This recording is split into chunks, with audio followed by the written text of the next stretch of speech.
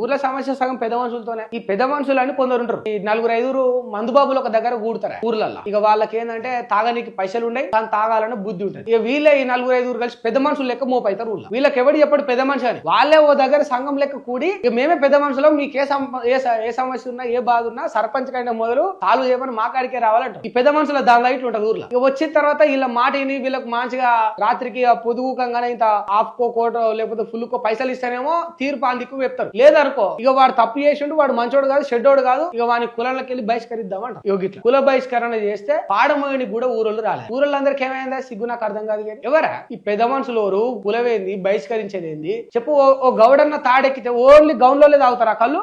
మిగతా కులస్తులు దారా? ఓ మాదిగాన్న చెప్పు కుడితే ఓన్లీ మాదిగాన్నలే వేసుకుంటారా? మిగతా కులస్తులు ఆ చెప్పులు వేసుకొని తిరగారా? నాయ బ్రాహ్మణుల వృత్తి కటింగ్ చేయడం, గడ్డం చేయడం, ఇవన్నీ చేస్తాం. కేవలం వాళ్ళ దగ్గరికి నాయ బ్రాహ్మణులు మంగళ సోదరులు మాత్రమే